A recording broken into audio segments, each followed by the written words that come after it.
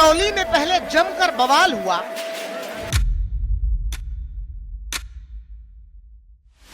बवाल के बाद फिर इसी करौली में कर्फ्यू लगा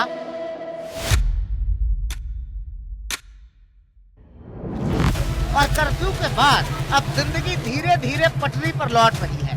करौली अभी सामान्य नहीं हुआ है। किसी भी तरह के शोर से घबराता है करौली का दिल। एक अनजान सी आशंका करौली के सीने में भर दी गई है।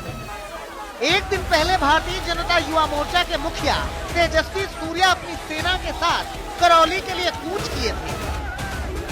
कई घंटों तक तेजस्वी के तेज पर राजस्थान की पुलिस का पहरा रहा, मगर अंत में राजस्थान पुलिस ने इजाजत दे दी, कुछ शर्तों के साथ और कुछ चेतावनी के साथ। पहले उन्होंने बड़े मीठेपन से बात करी और फिर पुलिस के साथ धक्का मुक्की। देखिए, पुलिस के साथ धक्का मुक्की करना तो जवाब निश्चित मिलेगा, चाहे वो किसी पार्टी का आदमी हो, चाहे किसी जाति का हो, चाहे किसी धर्म का। राजस्थान की सरकार की ओर से लगातार कहा जा रहा है कि राजस्थान में बीजेपी माहौल को बिगाड़ने की कोशिश कर रही है। बीजेपी पर आरोप लगाने के साथ ही राजस्थान सरकार के मंत्री खुली धमकी देते हैं कि जो भी कानून व्यवस्था से खिलवाड़ करेगा उसकी गिरफ्तारी तय मानिए। मुख्यमंत्री जी की ओर से और सभी प्रशासन की ओर से ये बड़ा स्पष्ट रूप से कह देना चाहूँगा, 144 का उल्लंघन हम किसी हालत में नहीं होने देंगे।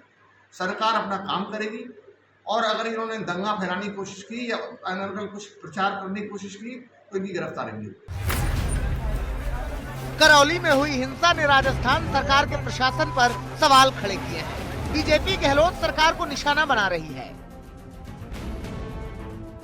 प्रजातांत्रिक जो राइट्स हैं उस तक को राजस्थान के अशोक गहलोत सरकार पूरी तरह से दबा रही है।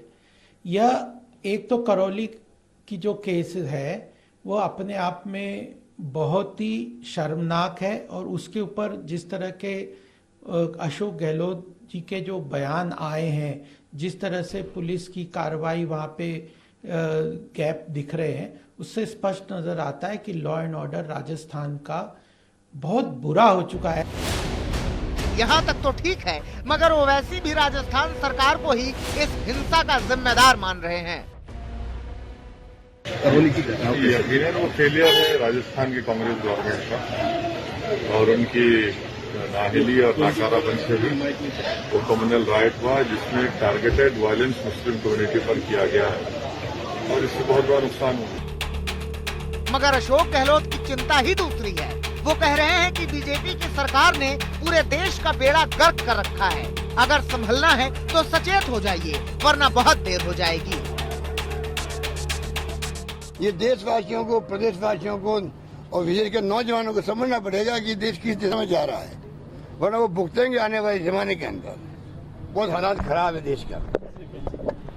ये अम्बेडकर की बात करते हैं, जिंदगी में अम्बेडकर को कभी माना नहीं इन्होंने, उनको स्वीकार नहीं किया और आज देखिए अम्बेडकर की जयंती मनाएंगे।